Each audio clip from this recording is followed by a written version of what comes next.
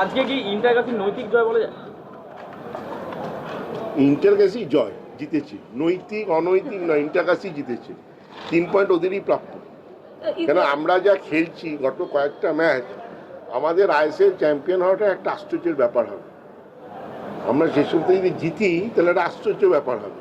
কেন একসাথে দিমি, কামিজ এবং আরও কিছু কয়েকজন প্লেয়ার যেভাবে ফর্ম হারিয়ে ফেলেছে, তাতে এটা খুব আশ্চর্য হবে যদি মোহনবাগান এবার আইএসএল চ্যাম্পিয়ন হয়। তো সেইখানে আমি ইন্টারকাসি তো ভালো বলবোই।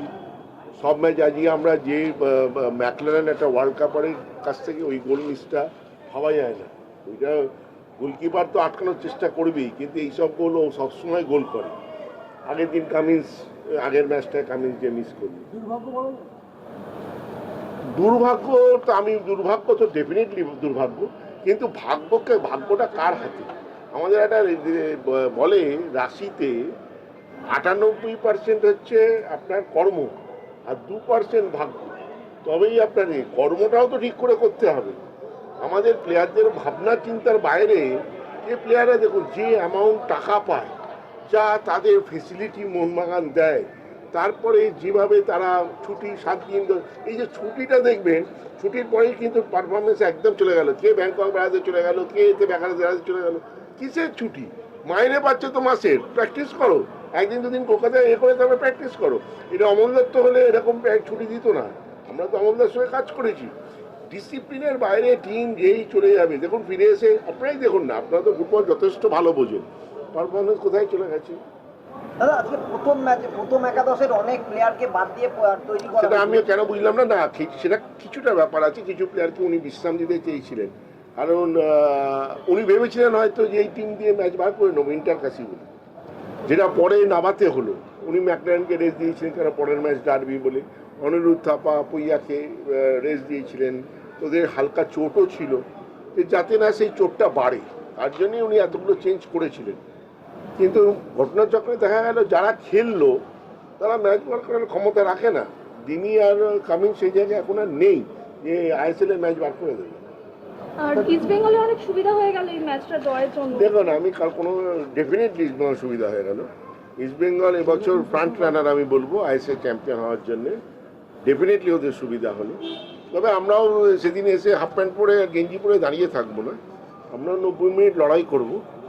তবে একটা কিছু কিছু ক্লাব আমি দেখেছি কদিন এই আইএসএলটাই দেখছি, একটা ফ্যাশন হয়ে গেছে রেফারিদেরকে বলা যে রেফারি ওই ক্লাব রেফারি সাপোর্ট পাচ্ছে, ওই ক্লাব রেফারি সাপোর্ট পাচ্ছে। কিন্তু আমি আজকে স্ট্যাটিস্টিক্স দেখছিলাম যে কটা খেলা হয়েছে, 12টা খেলা হয়েছে মনে হয়, 12টা খেলায় ওরা 9টা, কোনো ক্লাব 9টা পেনাল্টি পেয়েছে, আর সেখানে মোহনবাগান একটাও পায়নি। রেফারির যদি আমার সাপোর্ট থাকে তো এইসব ম্যাচ তুমি পেনাল্টি খুব বার করে নিয়ে ম্যাচ বার করে নেওয়া যায়, ঠিক না? তো সাপোর্ট ওটা ফ্যাশন হয়ে গেছে যে ওই ক্লাব পায় এর রেফারির সাপোর্ট, সেই ক্লাব পায়। খেলে ভালো খেলছে, এটা আমি বলবো বাংলার ফুটবলের জন্য অনেক দিন পর একটা ভালো বিজ্ঞাপন যে ইস্টবেঙ্গলও ওপর দিকে আছে। আমি সবসময় বলেছি মোহনবাগান ইস্টবেঙ্গল যেন 1 আর 2-তে থাকে, এটাই হচ্ছে বাংলার ফুটবল। দুজনে তো একে থাকতে পারবে না, আমরা এত বছর ধরে একে এসছি, এবারও আশা করি আমরা এক হব, কিন্তু কঠিন, ওদের অ্যাডভান্টেজটা বেশি আছে। দাদা ডার্বি তার মানে বলতে চাইছো তুমি হাড্ডাহাড্ডি লড়াই হবে? ডার্বি সবসময় যে এগিয়ে থাকবো, ডার্বি সবসময় হাড্ডাহাড্ডি। আমি তো বললাম হাফ প্যান্ট আর গেঞ্জি পরে তো আমরা দাঁড়িয়ে থাকবো না, তো হাড্ডাহাড্ডি লড়াই হবে। তবে পয়েন্টের এতে বিচার করলে দেখবেন ওরা অ্যাডভান্টেজে আছে because of goal average. Tutuda আমি হসপিটাল থেকেই এসেছি, আবার এখন হসপিটালে যাচ্ছি। টুটুদার ভেন্টিলেশনে আছেন, অত্যন্ত শরীর খারাপ, তো ডাক্তাররা চেষ্টা করছেন। আমার ধারণা ডাক্তাররা 38 ঘন্টা কালকে বিকেল অবধি হবে, তার মধ্যে কিছু বেটারমেন্টের দিকে হয়তো যেতে পারে। বলে দিয়েছি অলরেডি, কাগজে বেরিয়ে গেছে। আশা 2-3টে আশা আছে, তার মধ্যে একটা আশা সারা বাংলা জুড়ে কী করে বাঙালি ফুটবলার তুলে আনা যায় তার একটা কর্মসূচি তৈরি করতে হবে, এবং এটা সরকার সাহায্য ছাড়া হবে না, সরকারের সাহায্য চাই। এবং এটা ওই রকম ফ্র্যাঞ্চাইজি লিগ করে উঠবে না, কিন্তু এইসব অনেক ফ্র্যাঞ্চাইজি লিগ টাকার খেলা হয়, সেগুলোতে হবে না। আর আইএফএর স্বচ্ছতা দরকার, সেটা আমার মনে হয় ক্রীড়ামন্ত্রীর মাথা দেওয়া উচিত। কেন ফুটবলে কিছু করতে গেলে রাজ্য তো করতে পারবে না, রাজ্যকে রাজ্য সংস্থা দিয়ে করতে হবে, আইএফএ দিয়ে করাতে হবে।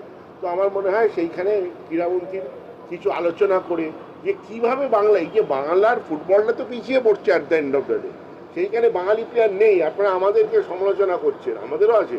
তো সব ক্লাবদের ডাকুক, মানে বড় ক্লাব আছে যারা আছে, যারা আইএফএ আছে, সবাইকে নিয়ে ক্রীড়ামন্ত্রী আমার মনে হয় একটা আলোচনার ভিত্তিতে এটা যদি বাংলার ফুটবল নিয়ে সারা পশ্চিমবঙ্গ ব্যাপী, আপনি দেখবেন এখন ফুটবল হয়ে গেছে কলকাতা কেন্দ্রিক, আর নর্থ বেঙ্গলের কটা প্লেয়ার এখানে খেলছে।